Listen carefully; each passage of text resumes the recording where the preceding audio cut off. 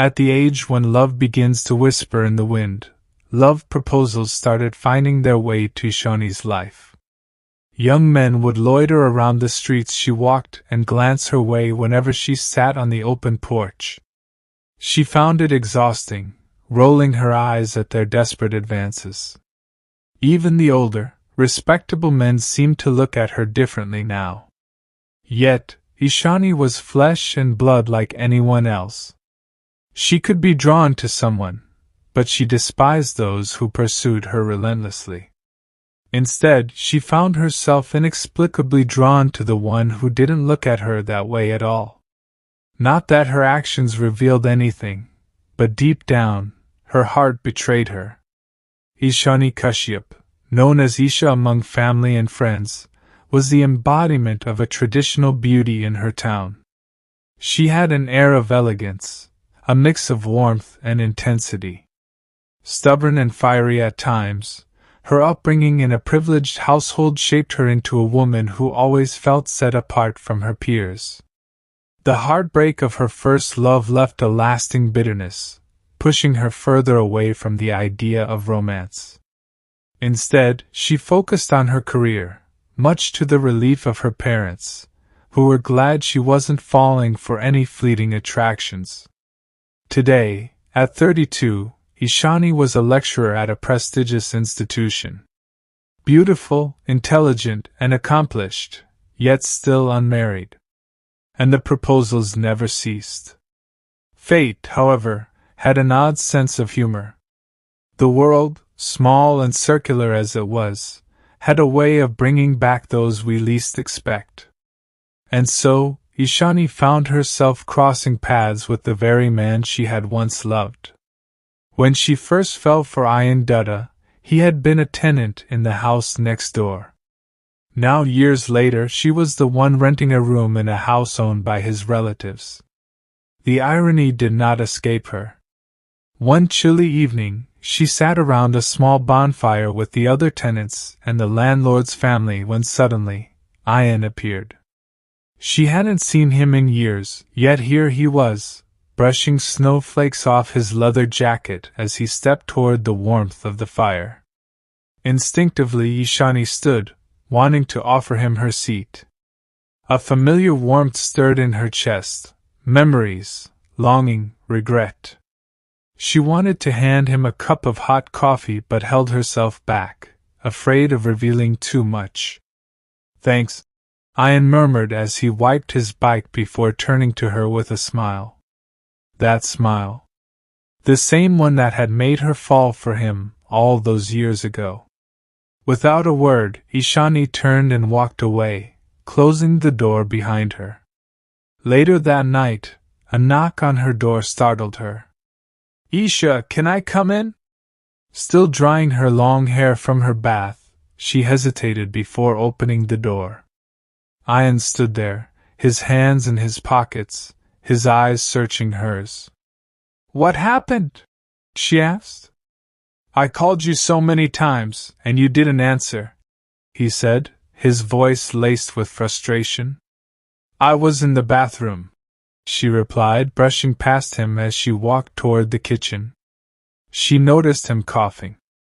Without a second thought, she prepared a cup of tea with ginger and garlic and placed it before him. "You should drink this. It'll help." Ayan took the cup, smiling faintly.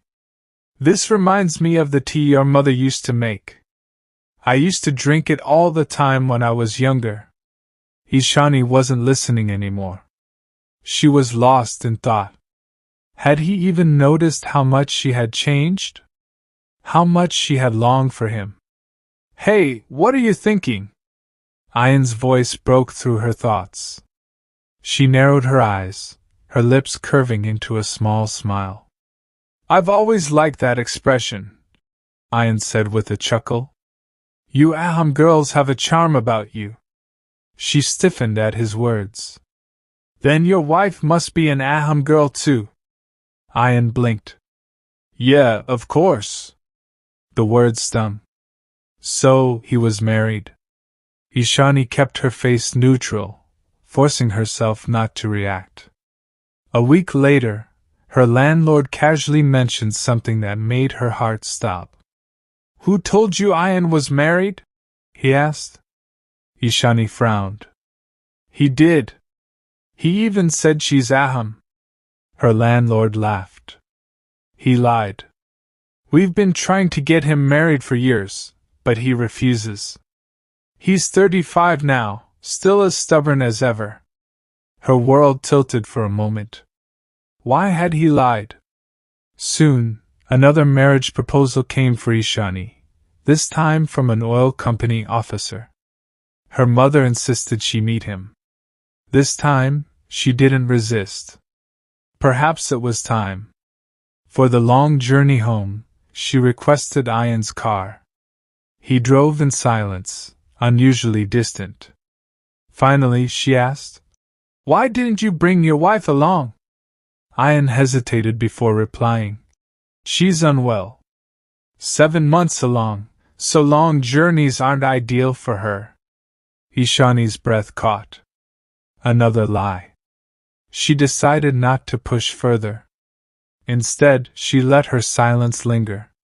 Then, out of nowhere, he said, "You said you were happy alone? Why are you agreeing to this marriage now?" "It's my family's wish," she answered, her voice steady. Ian nodded slowly, gripping the steering wheel. Then, in a barely audible voice, he murmured, "You don't have to marry someone else." She turned sharply to him, heart pounding. "What?" "I love you, Ishani. I've loved you for 14 years, 2 months, and 2 days. Her breath hitched. The weight of his words, of all those lost years, crushed her. Without thinking, she reached for him, her hands wrapping around his. "Why did you leave me without saying anything?" she whispered. "Why did you lie about being married?" No one knew how long they stayed like that, holding on to each other, as if making up for all the lost time. Suddenly, Ian's eyes flicked to something outside. "Damn!" he muttered. "What?" "There are 2 policemen heading this way." "What?" "Why?" "They probably think we're eloping." Ishani gasped. "What?" "Run, Isha!" "But... just run!"